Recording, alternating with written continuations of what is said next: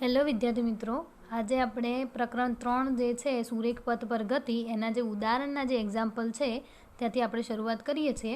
તો એના અંદર પહેલું ઉદાહરણ છે 3.1 કે એક કાર સુરેખ તાર પર ગતિ કરે છે.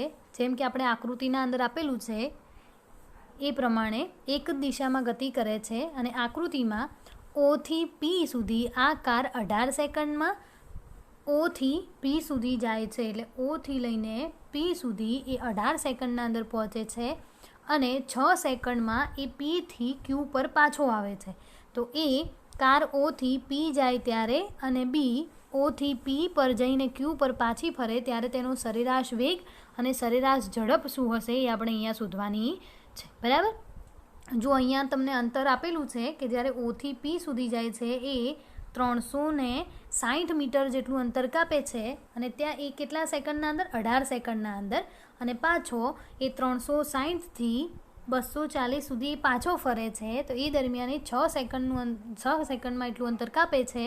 તો એ દરમિયાન આપણે બંને ગાળાના અંદર સરેરાશ વેગ અને સરેરાશ ઝડપ શોધવાનું છે. બરાબર. તો પહેલા કિસ્સાના અંદર જોઈએ કે જ્યારે કાર O થી P સુધી જાય ત્યારે તો આપણે અહીંયા O થી P સુધી એ કેટલા સેકન્ડમાં કાપે છે? 18 સેકન્ડના અંદર કાપે છે.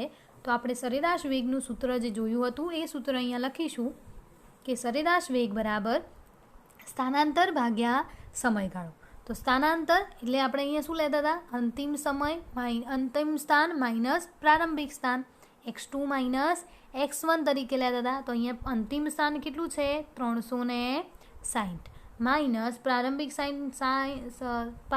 સ્થાન કેટલું છે? 0. તો અહીંયા થશે 360. આ x2 તમને આપેલા છે, અહીંયા x1 આપેલા છે. તો x2 માઇનસ x1 એટલે 360 માઇનસ 0 અને કેટલા સમયગાળાના અંદર? 18 સેકન્ડના અંદર. તો નીચે આપણે સમયગાળો લખીશું 18 સેકન્ડ. બરાબર. તો 360 ભાગ્યા 18 કરશો તો તમને સરેરાશ વેગ મળી જશે 20 મીટર પ્રતિ સેકન્ડ. હવે એ જ રીતે સરેરાશ ઝડપ લઈશું. તો સરેરાશ ઝડપનું સૂત્ર થશે પથ લંબાઈ ભાગ્યા સ્થાનાંતર અને પથ લંબાઈ એટલે એને કાપેલ કુલ અંતર. તો કેટલું અંતર કાપે છે? જુઓ અહીંયા 0 થી લઈને અહીંયા સુધી જાય છે તો એ 360 મીટર જેટલું અંતર કાપે છે.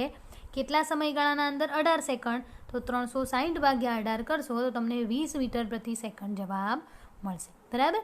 અહીંયા બંનેના સરેરાશ વેગ અને સરેરાશ ઝડપ એ O થી P સુધી જાય એ દરમિયાન બંને કેવા છે? સરખા છે. બરાબર. હવે બીજા કિસ્સાના અંદર કે જ્યારે પદાર્થ જે કાર છે એ O થી P સુધી અને P થી Q પર પાછો આવે એ દરમિયાન આપણે સરેરાશ વેગ અને સરેરાશ ઝડપ શોધવાનું છે. બરાબર. તો જુઓ અહીંયા સરેરાશ વેગ આપણે લઈ લઈએ સ્થાનાંતર ભાગ્યા સમયગાળો. તો આપણે સ્થાનાંતર તો શું લેવાનું હતું? અંતિમ સ્થાન માઇનસ પ્રારંભિક સ્થાન. તો હવે તો આનું અંતિમ સ્થાન કેટલું થશે? 240 એટલે x2 અને પ્રારંભિક સ્થાન એટલે શરૂઆતનું સ્થાન છે શું હતું? 0. તો અહીંયા શું આવશે? x2 માઇનસ x1 એટલે 240 માઇનસ 0. તો સ્થાનાંતર એનું કેટલું થશે? 240માંથી 0 જાય તો 240 વધશે. તો અહીંયા સ્થાનાંતર તમને મળશે 240 ભાગ્યા સમયગાળો. તો સમયગાળો પહેલાં O થી P સુધી જાય ત્યારે 18 સેકન્ડ અને P થી Q સુધી જાય તો 6 સેકન્ડ. તો બધો સમયગાળો લેવો પડશે અહીંયા. તો ટોટલ કેટલો થશે? 24 સેકન્ડના અંદર એ 240 જેટલું સ્થાનાંતર કરે છે. તો એ દરમિયાન બંનેનો ભાગાકાર કરશો તો તમને સરેરાશ વેગ મળી જશે. બરાબર. હવે સરેરાશ ઝડપ લેવાની છે. તો સરેરાશ ઝડપ એટલે પથ લંબાઈ ભાગ્યા સમયગાળો. હવે અહીંયા સમયગાળો તો 24 સેકન્ડ જ રહેવાનો છે. બરાબર. પરંતુ અહીંયા પથ લંબાઈ છે. પથ લંબાઈ એટલે એને કાપેલ કુલ અંતર. બરાબર. તો જુઓ પહેલાં અહીંયા O થી P સુધી જશે એ દરમિયાન એ કેટલું અંતર કાપે છે? 360 મીટર જેટલું અને પાછો એ P થી Q પર પાછો આવે છે તો એ 120 મીટર જેટલું વધારાનું અંતર કાપે છે. તો આપણે અહીંયા 120 અંદર ઉમેરવા પડશે. બરાબર. તો અહીંયા થશે 360 પ્લસ 120 ભાગ્યા 24 અને એનો ભાગાકાર કરશો તો તમને સરેરાશ ઝડપ મળી જશે. અહીંયા સરેરાશ વેગ કરતાં સરેરાશ ઝડપનું મૂલ્ય કેવું છે? વધારે. કારણ કે સરેરાશ વેગ આપણને કેટલો મળે છે? 10 મીટર પ્રતિ સેકન્ડ. ત્યારે સરેરાશ ઝડપ આપણને કેટલી મળે છે? 20 મીટર પ્રતિ સેકન્ડ. બરાબર. તો બંને કેવી છે? ઝડપ કેવી મળે છે? આપણને અહીંયા વધારે મળે છે. બરાબર. તો આ 3.1. એના પછી છે 3.2. એના અંદર કીધું છે કે એક્સ અક્ષને અનુલક્ષીને ગતિ કરતા એક પદાર્થનું સ્થાન સ્થાન માટેનું સમીકરણ આપણને આપેલું છે x બરાબર a પ્લસ બીટી સ્ક્વેર, જ્યાં એની કિંમત આપેલી છે, બીની કિંમત પણ આપેલી છે અને ટી એ શામાં છે? સેકન્ડના અંદર છે. તો આપણે ટી બરાબર 0 સમયે એનો વેગ કેટલો હશે એ શોધવાનું છે. બરાબર. તો અહીંયા તો તમને સૂત્ર શાનું આપેલું છે? આપણને x એટલે સ્થાનનું સૂત્ર આપેલું છે. આપણે શોધવાનું શું છે અહીંયા? વેગ. બરાબર. તો પહેલાં આપણે સ્થાનના સૂત્ર ઉપરથી વેગનું સૂત્ર મેળવવું પડશે. અને એ કઈ રીતે મેળવી શકીએ આપણે? તો કે જે સ્થાનનું સૂત્ર આપણને આપેલું છે એ સ્થાનનું સૂત્રને સમયની સાપેક્ષે જો આપણે એનું વિકલન કરીએ તો આપણને એનું વેગનું મૂલ્ય મળશે. કેમ? કારણ કે તમને વેગની વ્યાખ્યા યાદ હશે. વેગ બરાબર શું થાય? અંતર ભાગ્યા સમય, અથવા તો સ્થાન. અંતર ના લખવું હોય તો એની જગ્યાએ બીજું શું લખાશે? સ્થાન ભાગ્યા સમય. તો અહીંયા તમને સ્થાનનું સૂત્ર આપેલું છે અને એના ભાગ્યા સમય કરીશું એટલે આપણને વેગનું સૂત્ર મળશે. અને કઈ રીતે મળશે? તો કે આપણે આ જે સમીકરણ છે એનું સમયની સાપેક્ષે વિકલન કરીશું. બરાબર. જે ગણિતવાળા જે વિદ્યાર્થીઓ હશે એમને તો સંકલન અને વિકલન ભણવાનું આવશે એટલે એમને ખ્યાલ હશે કે કઈ રીતે કરવામાં આવે છે. જે બાયોલોજીવાળા વિદ્યાર્થીઓ છે એને ખાસ ધ્યાન રાખવાનું છે. બરાબર. તો અહીંયા આપણે જે સ્થાનનું સૂત્ર આપેલું છે એનું સમયની સાપેક્ષે વિકલન કઈ રીતે કરીશું? તો આપણે લગાવીશું આગળ એક્સની આગળ લગાવીશું ડી ભાગ્યા ડીટી. બરાબર. તો અહીંયા એક્સ છે તો ડીએક્સ ભાગ્યા ડીટી. હવે આનું વિકલનના અમુક નિયમો હોય, જેમ કે આ એ કેવા છે? અચળ, કારણ કે એનું મૂલ્ય આપણને આપેલું છે. અને વિકલનના અંદર અચળનું વિકલન હંમેશા શું થાય? શૂન્ય. બરાબર. અચળ કોઈ પદ આપેલું હોય અને એનું વિકલન કરવાનું હોય તો એ આપણને શું મળે? 0. તો અહીંયા આપણે 0 લખી દીધું, વત્તા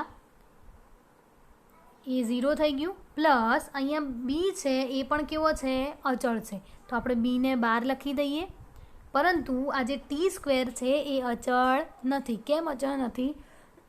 કારણ કે સમયની સાપેક્ષે તો વિકલન કરવાનું છે તો આપણે સમય અચળ કહેવાય નહીં. તો અહીંયા સમય અચળ નહીં કહેવાય તો આપણે ટી સ્ક્વેરનું વિકલન કઈ રીતે કરીશું? તો એની જે ઘાત છે, જે પણ ઘાતવાળા પદોનું વિકલન કરવાનું હોય તો એની જે ઘાત હોય એ ઘાતને આપણે આગળ મૂકી દઈશું. બરાબર.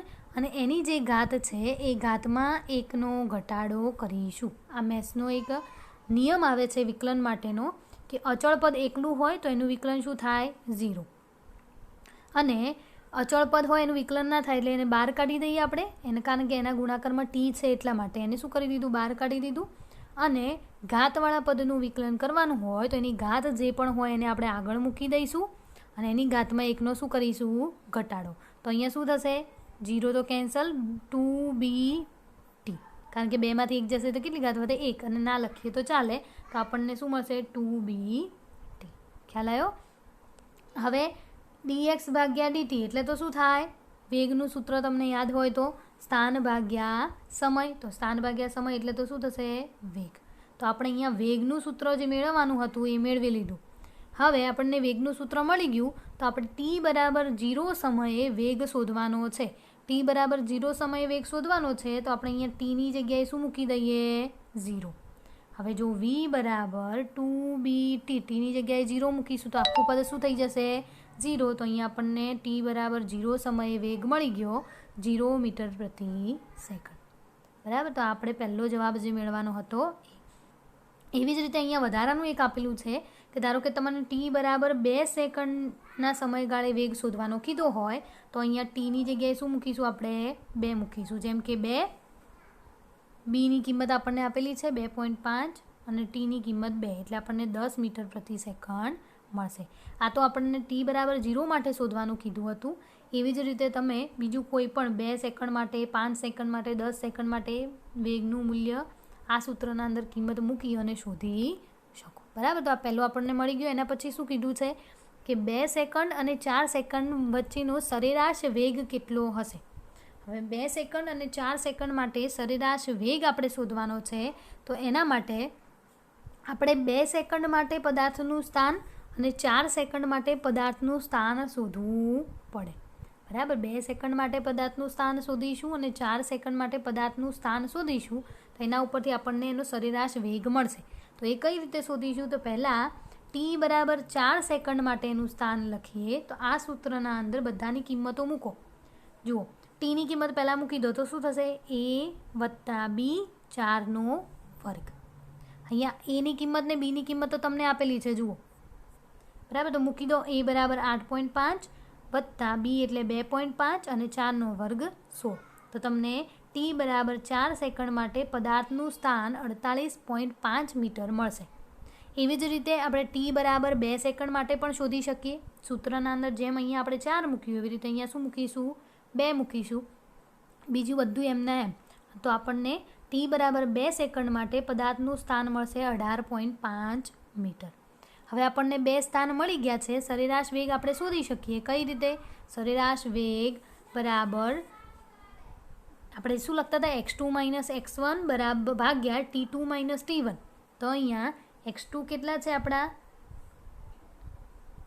x4 અને x1 કેટલા છે? x2. એટલે x4 - x2 ભાગ્યા 4 - 2. કારણ કે t2 - t1 એટલે t2 કેટલા થયા? જુઓ અહીંયા આ થયું x2 તો એનો સમયગાળો થયો t2. અહીંયા આ થયું x1 તો એનો સમયગાળો થયો t1. હવે કિંમત મૂકો. x2 - x1 ભાગ્યા t2 - t1. તો બંનેની કિંમત મૂકશો તો તમને 30/2 એટલે 15 મીટર પ્રતિ સેકન્ડ વેગ સરેરાશ વેગનું મૂલ્ય મળશે. બરાબર. તો આ થઈ ગયું. ટી બરાબર 0 સમય માટે આપણે વેગ લખી દીધો વિકલન કરીને. બરાબર. અને એના પછી સરેરાશ વેગ શોધવા માટે આપણે ટી બરાબર 4 સેકન્ડ માટે ને 2 સેકન્ડ માટે સ્થાન શોધ્યું અને સરેરાશ વેગનો સૂત્રનો ઉપયોગ કરી સરેરાશ વેગ શોધ્યો. બરાબર. તો આ થઈ ગયો 3.2. એના પછી છે 3.3. એના અંદર કીધું છે કલનશાસ્ત્રની રીતનો ઉપયોગ કરી નિયમિત પ્રવેગી ગતિના સમીકરણો મેળવો. અહીંયા કલનશાસ્ત્ર એટલે આપણે ગણિતની કોઈ એક શાખા છે કે જે આમાં અંદર આપણે વિકલન અને સંકલન જેવી જે ગણિતની પદ્ધતિઓ છે એનો અભ્યાસ કરવામાં આવે છે. બરાબર. અહીંયા વિકલન અને સંકલન બંને અલગ અલગ છે અને બંનેના નિયમો પણ અલગ અલગ છે. તો આપણે અહીંયા ધ્યાનથી જોઈએ તો જુઓ, આપણે ગતિના 3 સમીકરણો જે થિયરીના અંદર તો સાબિત કરેલા જ છે. બરાબર. 3 સમીકરણો કયા કયા? જુઓ, એક આ છે v બરાબર v0 + at. બીજું x બરાબર x0 + v0t + 1/2 at². અને ત્રીજું v² - v0² બરાબર 2ax - x0. આ ત્રણેય સમીકરણો આપણે થિયરીના અંદર સાબિત કરેલા છે, પરંતુ અહીંયા તમને કલનશાસ્ત્રની રીત એટલે ગણિતની પદ્ધતિના આધારે આ ત્રણેય સૂત્રો મેળવવાના છે. બરાબર. તો એના માટે આપણે શું કરીશું? પહેલાં શરૂઆતમાં જુઓ, પ્રવેગનું સૂત્ર લખીએ. પ્રવેગ બરાબર શું થાય? વેગ ભાગ્યા સમય. બરાબર. પ્રવેગ બરાબર શું થાય? વેગ ભાગ્યા સમય. બરાબર. તો અહીંયા આપણે પ્રવેગ લખ્યું. અહીંયા વેગનો ફેરફાર ભાગ્યા સમયનો ફેરફાર આવશે એટલે આપણે અહીંયા ડીવી ભાગ્યા ડીટી લખીશું. બરાબર. આપણે ડીવીને કરતા બનાવીએ તો આ બંને ગુણાઈ જશે એકબીજા સાથે. તો અહીંયા આપણને આ પદ મળશે. હવે જેમ આપણે આગળ વિકલન કરતા હતા એવી રીતે અહીંયા બંને બાજુ શું કરવાનું છે? સંકલન કરવાનું છે. અને સંકલન માટેનું આ ચિહ્ન છે. બરાબર. આ સંકલન માટેનું નિશાની છે કે સંકલન કરવામાં આવે તો આ પ્રમાણેનું નિશાન લગાવવામાં આવે. અને સંકલન ક્યાંથી ક્યાં સુધી કરવું? તો એનો જે પ્રારંભિક વેગ છે v0 થી અંતિમ વેગ v સુધી કરવાનો. એવી જ રીતે અહીંયા સમય છે તો સમયની થશે તો પ્રારંભિક સમય એટલે 0 સેકન્ડથી t સેકન્ડ થાય એ દરમિયાન આ બાજુ સંકલન થશે. બરાબર. આ બાજુ ડીવીનું સંકલન થશે અને અહીંયા ડીટીનું સંકલન થશે. હવે ડીવીનું સંકલન શું થાય? v. બરાબર. ડીવીનું સંકલન શું થાય? v. અને હવે આપણે આ રીતે મોટો કૌંસ કરીને લખીશું. ડીવીનું સંકલન શું થાય? v. અને એનો મોટો કૌંસ કરીને લખીશું. અને આપણે જે લિમિટ અહીંયા લખતા હતા એની જગ્યાએ હવે લિમિટ ક્યાં લખીશું? અહીંયા. બરાબર. અને સામેની બાજુ જુઓ, અહીંયા એ છે એ કેવો છે? અચળ. તો આપણે એને એમના એમ રાખી દઈએ. અને ડીટીનું સંકલન શું થાય? t. તો એને પણ મોટા કૌંસમાં લખી 0 થી t સુધી લિમિટ આ બાજુ લખીશું. બરાબર. તો તમને આ પદ મળશે. હવે આપણને જે આ સમીકરણ મળ્યું, હવે એ સમીકરણના અંદર આપણે ઉપરની જે લિમિટ અને નીચેની લિમિટ મૂકીશું. ઉપરની લિમિટ માઇનસ નીચેની લિમિટ. જુઓ ઉપરની લિમિટ કેટલી છે v, એ ક્યાં મૂકવાની vની જગ્યાએ. તો અહીંયા ઉપરની લિમિટ vની જગ્યાએ v મૂકીશું તો v વચ્ચે માઇનસ, હવે નીચેની લિમિટ vની જગ્યાએ મૂકીશું તો શું થશે v0. સામેની બાજુ શું થશે a કૌંસના અંદર tના અંદર ઉપરની લિમિટ એટલે tની જગ્યાએ t માઇનસ નીચેની લિમિટ 0 મૂકીશું તો 0. તો અહીંયા 0 ના લખીએ તો આપણને at લખી શકીએ. તો અહીંયા v માઇનસ v0 બરાબર at. તો આપણે માઇનસ છે આ બાજુ v0 ને લઈ દઈએ તો v બરાબર v0 પ્લસ at આપણને આ પહેલું સમીકરણ મળી ગયું. બરાબર. હવે એ જ રીતે આપણે બીજું સમીકરણ લઈએ તો આપણને વેગનું સૂત્ર ખબર છે. વેગ બરાબર શું થાય? સ્થાન ભાગ્યા સમય, અથવા તો સ્થાનમાં થતો ફેરફાર ભાગ્યા સમયમાં થતો ફેરફાર, અથવા તો સમયગાળો. તો અહીંયા v બરાબર સ્થાનમાં થતો ફેરફાર ભાગ્યા સમયગાળો. તો આપણે આ સૂત્ર લખીએ. બરાબર. જેમ ત્યાં આગળ આપણે ડીવીને કરતાં બનાવ્યા હતા, હવે અહીંયા ડીએક્સને કરતાં બનાવવાના છે. તો આ બંને એકબીજા સાથે ગુણાઈ જશે. હવે ફરી પાછું આપણે શું કરવાનું છે? સંકલન કરવાનું છે. જુઓ સંકલન કરવા માટે આપણે બંને બાજુ ચિહ્નો મૂકી દીધા. હવે આપણે લિમિટ ક્યાંથી લગાવીશું? તો પ્રારંભિક સ્થાન x0 થી અંતિમ સ્થાન x જેટલું, અને સમયગાળો t બરાબર 0 સેકન્ડથી જ્યાં સુધીનો સમયગાળો આવે એટલે t સુધી. બરાબર. આપણે લિમિટ લગાવી દીધી. હવે એ જ પ્રમાણે dxનું સંકલન શું થશે? x. તો આપણે અહીંયા x લખી દઈએ મોટા કૌંસમાં, ઉપર લિમિટ લખી દઈએ, પર લિમિટ લખી દઈએ x0. સામેની બાજુ શું થશે જુઓ.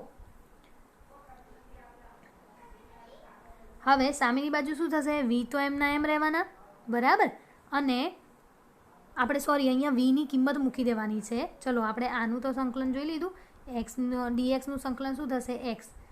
x ભાગ્યા x0 લિમિટ આપણે મૂકી દીધી. હવે અહીંયા જે v છે એ vની જગ્યાએ આપણે જે ઉપર સૂત્ર મેળવ્યું ને પહેલું, એ પહેલું સમીકરણ અહીંયા મૂકી દીધું છે. બરાબર.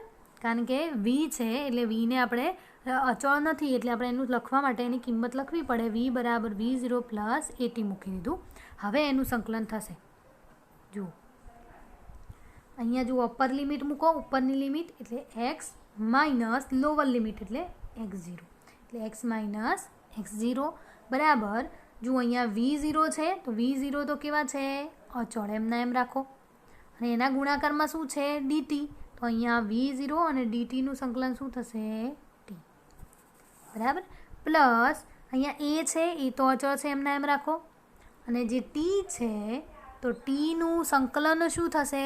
કે એની જે ઘાત હોય એ ઘાતમાં એકનો વધારો કરવાનો અને એ જે ઘાત હોય એને ભાગાકારમાં મૂકવાની. બરાબર. આ સંકલનનો નિયમ છે. વિકલનના અંદર શું કરતા હતા આપણે? એ જે પણ ઘાત હોય એ ઘાતને આપણે આગળ મૂકતા હતા અને એકના અંદર ઘટાડો કરતા હતા. જ્યારે અહીંયા શું કરીશું આપણે? એની જે ઘાત છે એ ઘાતમાં એકનો વધારો કરવાનો અને એ જે ઘાત હોય એને ભાગાકારમાં લખવાની. બરાબર. અહીંયા એક જ ઘાત છે, આપણે એની કેટલી ઘાત છે? 1. એટલે એક ઘાતના અંદર એકનો વધારો થશે ભાગ્યા એકના અંદર જે ઘાત હોય એ. બરાબર. તો અહીંયા જુઓ v0t, તો v0t આપણે અહીંયા મૂકી દીધા, પ્લસ એ તો એમના એમ છે અને અહીંયા શું હશે? 1 વત્તા 1 એટલે 1/2 અને t².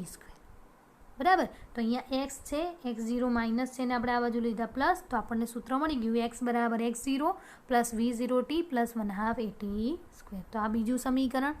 હવે આપણે ત્રીજું સમીકરણ માટે પ્રવેગનું જે સૂત્ર લખ્યું હતું પહેલાં, વેગ ભાગ્યા સ્થાનાંતર, એ લખી દઈએ. એ પદના અંદર આપણે dx વડે ગુણીએ અને dx વડે ભાગીએ. બરાબર. આ જે સમીકરણ આપણે પ્રવેગનું લખ્યું એ સમીકરણના અંદર આપણે dx વડે ગુણીએ અને dx વડે ભાગીએ. બરાબર. તો કંઈ ફેર પડે નહીં કારણ કે dx કેન્સલ થઈ જાય એટલે આપણે કહીશું ફેર પડે નહીં, પણ આપણે અહીંયા સમીકરણ મેળવવાનું છે એટલે રાખીશું. તો અહીંયા dv ભાગ્યા dx બરાબર તો શું થશે? dv ભાગ્યા dx છે એ તો અહીંયા મૂકેલા છે એમના એમ, અને dx ભાગ્યા dt બરાબર શું થાય? વેગ v. તો એની જગ્યાએ આપણે અહીંયા મૂકી દીધું વેગ v. બરાબર. હવે આ dx છે અને આપણે a સાથે ગુણી દીધા તો a ઇન્ટુ dx, અને આ બાજુ શું વધ્યું? v into dv. હવે ફરી પાછું આપણે સંકલન કરવાનું છે, તો બંને બાજુ સંકલન લખી દીધું. અહીંયા વીનું સંકલન v0 થી v સુધી, અહીંયા સ્થાનનું સંકલન x0 થી x, કારણ કે અહીંયા શું છે, dx છે, બરાબર, એટલે અહીંયા સમય નહીં આવે. તો જુઓ મેં તમને આગળ કીધું એ જ પ્રમાણે v છે તો vની 1 ઘાત છે, તો 1 ઘાતનો વધારો થશે ભાગ્યા જે ઘાત હોય એ અહીંયા, તો શું થયું, vનો વર્ગ ભાગ્યા 2, બરાબર, એની ઉપર લિમિટ અને લોઅર લિમિટ. હવે એ જ બાજુ સામેની બાજુ જશો, એ તો અચળ છે તો એને બહાર કાઢી દો, અને dxનું સંકલન શું થાય, x, બરાબર, તો તમને આ પદ મળશે. હવે મેં કીધું આગળ એ પ્રમાણે અપર લિમિટ મૂકો, લોઅર લિમિટ. પહેલાં અપર લિમિટ મૂકો vની જગ્યાએ, તો v² માઇનસ લોઅર લિમિટ એટલે v0² ભાગ્યા 2. એવી જ રીતે અહીંયા એ અપર લિમિટ મૂકો x માઇનસ x0, બરાબર. હવે 2 છે અને અહીંયા ગુણી દો એટલે આપણને આ પદ મળશે. v0² માઇનસ છે તો આ બાજુ લઈ દઈશું તો પ્લસ, તો v² બરાબર v0² plus 2ax minus x0, તો આ ત્રીજું સમીકરણ છે. એટલે જુદા જુદા સૂત્રોનો ઉપયોગ કરી અને સંકલનના જે નિયમો છે, સંકલન લગાવી એના નિયમો કરીશું તો આપણને 3 સમીકરણો મળી જશે, બરાબર. એના પછીનો 3.4 છે કે એક બહુમાળી મકાનના ટોચ પરથી એક દડાને શિરોલંબ ઉધ્વ દિશાના અંદર, ઉધ્વ દિશા એટલે નીચેની બાજુ, ઉપરની બાજુ થશે, આમ ફેંકવાનો છે દડો, આપણે જેમ ક્રિકેટ રમતા હોય એ રીતે દડો ફેંકવાનો છે ઉધ્વ દિશામાં. કેટલા વેગથી, 20 મીટર પ્રતિ સેકન્ડની ઝડપથી ફેંકવામાં આવે છે. તો દડો જે બિંદુએથી ફેંકવામાં આવે તે જમીનથી 25 મીટર જેટલી ઊંચાઈએ છે, તો આ દડો કેટલી ઊંચાઈએ પહોંચશે, આપણે ઉપર ફેંકીએ તો એ કેટલી ઊંચાઈએ પહોંચશે એ શોધવાનું છે. અને દડો જ્યારે જમીન સાથે અથડાશે તે પહેલાં એને કેટલો સમય લાગશે, તો એ સમય શોધવાનો છે અને એ કેટલી ઊંચાઈએ પહોંચશે એ રીતે શોધવાનો છે. જુઓ આપણે એક બહુમાળી બિલ્ડિંગ લઈ લઈએ, કેટલી છે, 25 મીટર જેટલી છે, બરાબર. આપણે હવે અહીંયાથી દડો આ રીતે ફેંકવાનો છે, બરાબર. તો આ રીતે જ્યારે કેટલા વેગથી, 20 મીટર પ્રતિ સેકન્ડની ઝડપથી ફેંકવાનો છે. આ ઊંચાઈ કેટલી આપેલી છે આપણને, 25 મીટરની. તો આ દડો કેટલી ઊંચાઈએ પહોંચશે એટલે આપણે અહીંયા h શોધવાનો છે કે જ્યાંથી આપણે દડો ફેંકીએ છીએ ત્યાંથી દડો કેટલી ઊંચાઈએ પહોંચશે એક સમય. અને એક જે એ અને બીના અંદર શું શોધવાનું કીધું છે કે એ જ્યારે જમીન સાથે અથડાશે એના પહેલાં એને કેટલો સમય લાગશે, એટલે અહીંયાથી અહીંયા જતાં એને કેટલો સમય લાગે છે એ આપણે શોધવાનું છે. અહીંયા ગુરુત્વ પ્રવેગ જીનું મૂલ્ય તમને આપેલું છે 10 મીટર પ્રતિ સેકન્ડ સ્ક્વેર, બરાબર. તો હવે 2 શોધવાના છે, તો એના માટે આપણે જનરલી જે આપણું સૂત્ર સાબિત કરેલું છે એ જ સૂત્રનો ઉપયોગ કરવાનો છે. v² બરાબર v0² પ્લસ 2ax લખતા હતા, પરંતુ અહીંયા આપણે ઊંચાઈ શોધવાની છે એટલે આપણે અહીંયા લખીશું 2ah, બરાબર. હવે જુઓ આપણે બધાની કિંમતો જોઈએ કે જુઓ v² છે, v² એટલે શું થશે, એનો અંતિમ વેગ. હવે અહીંયા દડો જે છે એ અંતિમ થઈને શું થઈ જવાનો છે, સ્થિર થઈ જશે. નીચે જમીન ઉપર આવીને પછી શું થઈ જાય, સ્થિર થઈ જાય. અને સ્થિર થઈ જાય તો એના પાસે કોઈ વેગ હોય નહીં, કારણ કે એ જ્યારે જમીન ઉપર પડશે ત્યારે એ કેવો થઈ જશે, થોડા સમય પછી સ્થિર થઈ જશે. અને સ્થિર થઈ જાય એટલે એના પાસે વેગ ના હોય, એટલે દડાનો અંતિમ વેગ શું હશે, 0. તો અહીંયા અંતિમ વેગ લખ્યો આપણે 0. પ્રારંભિક વેગ આપણને આપેલો છે કેટલો, v0 20 મીટર પ્રતિ સેકન્ડથી આપણે ફેંકીએ છીએ ને દડો, એટલે પ્રારંભિક વેગ આપણે શરૂઆતનો વેગ આપણને આપેલો છે 2 આપેલો છે. એ એટલે પ્રવેગ. પ્રવેગ અહીંયા આપણે ગુરુત્વ પ્રવેગ લઈશું. કેમ, કારણ કે આપણે ગુરુત્વાકર્ષણ બળ લાગશે એટલે આપણે ગુરુત્વ પ્રવેગ લઈશું. ગુરુત્વ પ્રવેગ આપણને કેટલો આપેલો છે, 10 મીટર પ્રતિ સેકન્ડ, પરંતુ અહીંયા ઉધ્વ દિશામાં નાખવામાં આવે છે તો એ દરમિયાન પ્રવેગનું મૂલ્ય શું થશે, ઋણ થશે. એટલે આપણને 10 આપેલો છે, પરંતુ અહીંયા શું લખીશું આપણે, -10, બરાબર. h તો આપણે શોધવાના છે, તો અહીંયા 20નો વર્ગ કેટલો થશે, 400. આગળ માઇનસ છે એ રહેશે, કેન્સલ નહીં કરવાનું, બરાબર. 10 ગુણ્યા 2 એટલે 20h. હવે h આપણે શોધવાના છે, તો અહીંયા શું થશે, 400 ભાગ્યા 20 તો અહીંયા 20 આપણને જવાબ મળશે. તો દડો એ બોલની ટાવરથી 20 મીટર જેટલી ઊંચાઈએ જશે. બરાબર, આપણે જોઈ લીધું. હવે બીના અંદર આપણે સમયગાળો શોધવાનો છે. તો એના માટે આપણે જો અહીંયા એક રીત આપેલી છે, 2 રીતો જો કે આપેલી છે. એક તમને આ રીત આપેલી છે, બરાબર, અને બીજી તમને આ રીત આપેલી છે, બરાબર. પરંતુ આ રીત ઇઝી છે એટલે આપણે આ રીત ગણીશું, બરાબર, ડાયરેક્ટ. તો આપણે અહીંયા શું શોધવાનું છે? સમય શોધવાનો છે. તો એ માટે આપણે જે ગતિનું જે બીજું સમીકરણ સાબિત કર્યું હતું, x બરાબર x0 plus v0t plus 1/2 at². તો એ જ સૂત્રના અંદર અહીંયા એક્સની જગ્યાએ આપણે શું મૂક્યા છે? y. તો y બરાબર y0 plus v0t plus 1/2 at². અહીંયા આપણને પ્રારંભિક જે સ્થાન છે y0 એની કિંમત આપણને આપેલી છે કે જ્યારે દડો પ્રારંભિક ક્યાં હશે? તો એ જે બિલ્ડિંગ આપેલી છે એના ઉપર, એટલે એ 25 મીટર આપણને આપેલું છે. v0 એટલે પ્રારંભિક વેગ પણ આપેલો છે.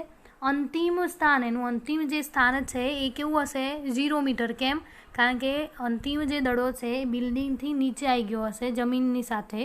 એ દરમિયાન એનું અંતિમ સ્થાન કેવું હશે? 0. અને એ દરમિયાન એનો પ્રવેગ થશે -10 મીટર પ્રતિ સેકન્ડ સ્ક્વેર. અને ટી આપણે શોધવાનો છે. બધાની કિંમતો છે અહીંયા મૂકી દો આ સમીકરણના અંદર. y બરાબર 0, y0 25, v0 20 ઇન્ટુ ટી 1/2 એ આપણને -10 અને t², બરાબર. તો જુઓ અહીંયા 2 × 10 એટલે -5t² થશે. તો આ બાજુ લઈ દઈશું તો +5t² બરાબર 25 પ્લસ 20t. હવે આ બંને પદોને પણ આપણે આ બાજુ લઈ લઈએ તો આપણને એક સમીકરણ મળશે 5t² - 20t - 25 બરાબર 0. આ સમીકરણને તમે 5 વડે ભાગી દો તો અહીંયા તમને મળશે 5 × 5 એટલે t², 20 × 5 એટલે 4 × 20 એટલે 4t અને 5 × 25 એટલે 5. એટલે આપણને એક સમીકરણ મળશે t² - 4t - 5 બરાબર 0. હવે અહીંયા આ જે સમીકરણ છે એને આપણે અવયવની રીતે એના ભાગ પાડીશું. તો કઈ રીતે ભાગ પડશે? તો t - 5 અને t + 1 બરાબર 0. આ તમે 10મા ધોરણના અંદર ભાગ પાડ્યા હશે આ રીતે. તો અહીંયા t - 5 બરાબર 0 અને t + 1 બરાબર 0. તો t બરાબર 5 સેકન્ડ અને t બરાબર -1 સેકન્ડ. તો જે અશક્ય છે કારણ કે માઇનસમાં સમયગાળો આપણને ના મળે. તો t બરાબર 5 સેકન્ડ જેટલો સમયગાળો લાગશે એ દડાને જમીન સુધી આવતા, બરાબર. તો આ 3.4 ઉદાહરણ છે. ચલો વિદ્યાર્થી મિત્રો, આપણે આટલા સુધી આજે રાખીએ.